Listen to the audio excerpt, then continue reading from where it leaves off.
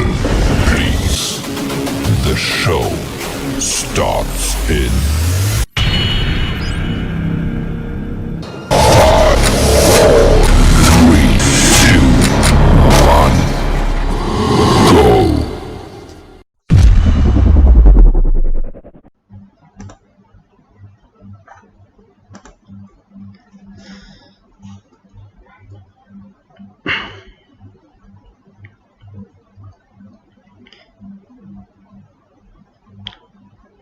Assalamualaikum warahmatullahi wabarakatuh dan selamat tengah hari diucapkan kepada pelajar 3 setia dan pelajar 3 cekal.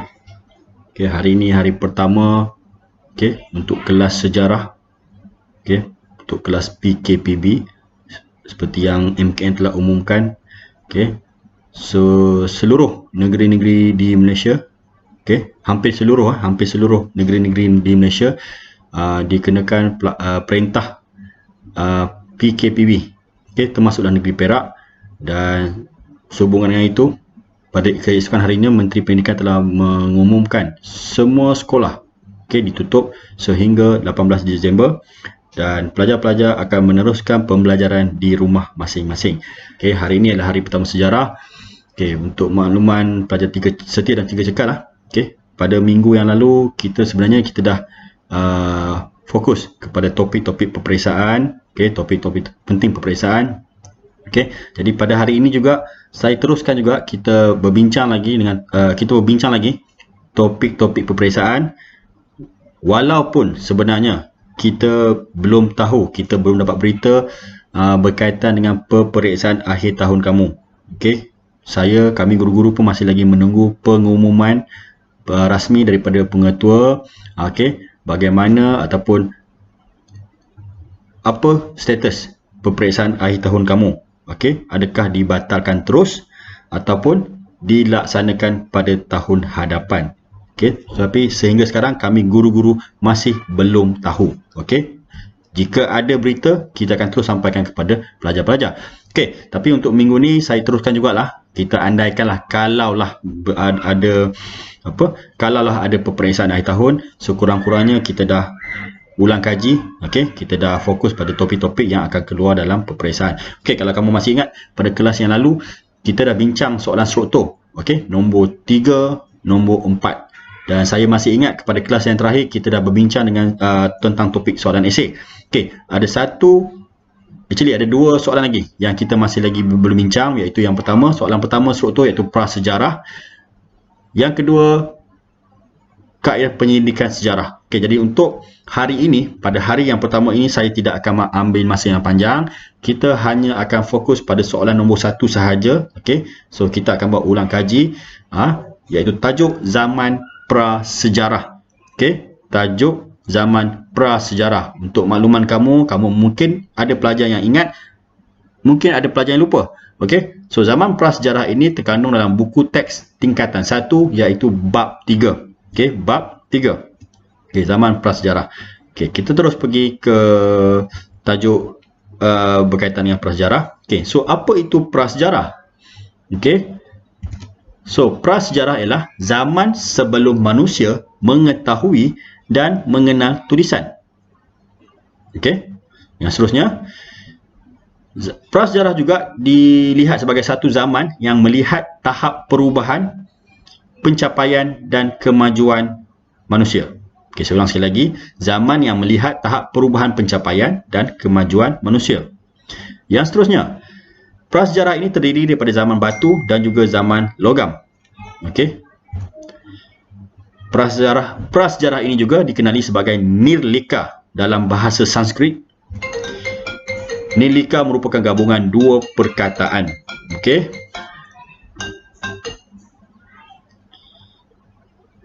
Maaf atas gangguan sebentar tadi. Nirlika merupakan gabungan daripada dua perkataan, di mana iaitu nir bermaksud tidak ada, leka bermaksud tulisan. Leka bermaksud tulisan. Saya besarkan semula. So itu ialah maksud yang berkaitan dengan prasejarah. Okey, jadi apa yang saya paparkan ini kamu kena ambil berat lah. Okey. Okey, kamu kena ambil berat. Okey.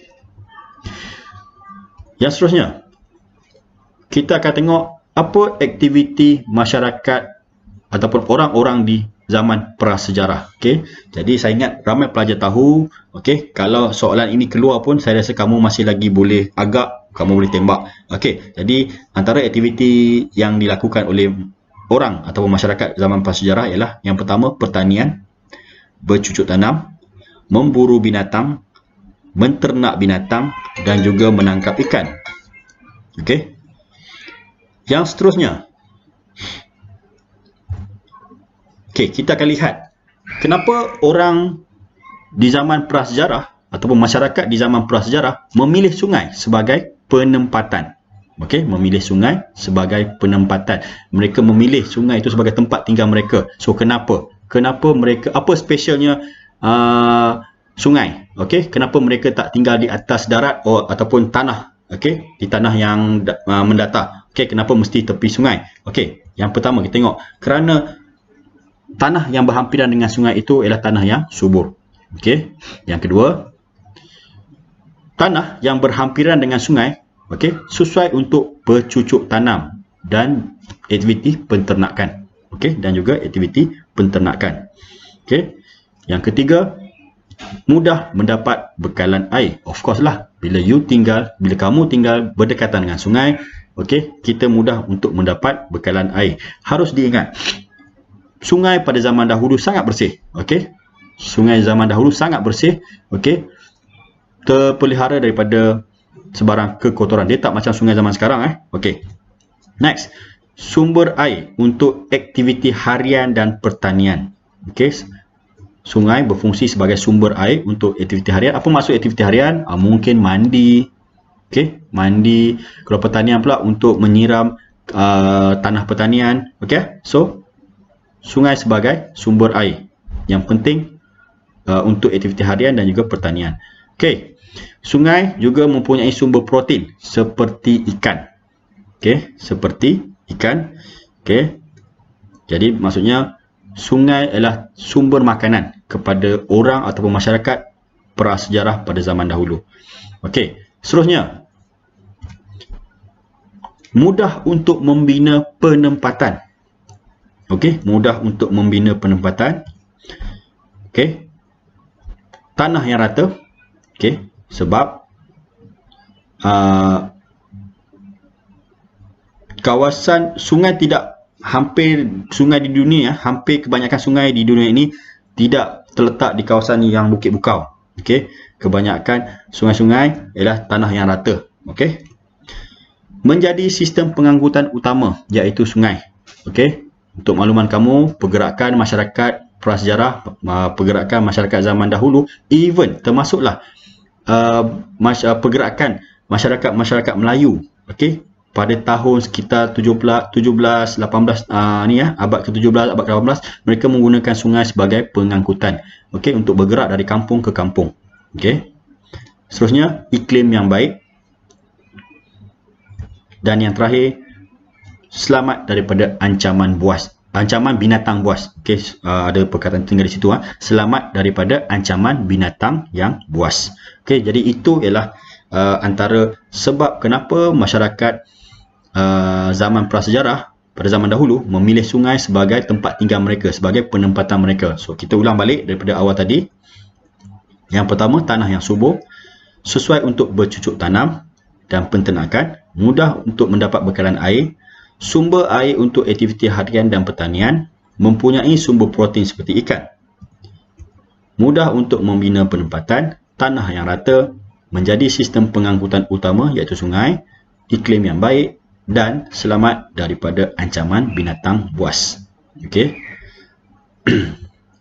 Jadi, so itu sahaja kelas untuk hari ini, sangat ringkas dan padat. Okay, sebab hari pun hari pertama dan saya pun agak sedikit terlewat menyampaikan link ini kepada kelas kamu. Okey, jadi pelajar yang sudah habis mendengar pengajaran saya pada hari ini, tolong isi kehadiran kamu. Okey, Siapa yang pandai guna QR code, gunakan QR code di bawah. Yang tak pandai, kamu buka browser Google, Chrome kamu dan type lah satu persatu HTTP sampailah SEJT3HD10112020. Okey, jadi saya akan tengok siapa yang hadir pada kelas saya hari ini. So, itu sahaja untuk hari ini. Kita akan berjumpa semula pada hari Jumaat ini. Okey. Sekian, terima kasih.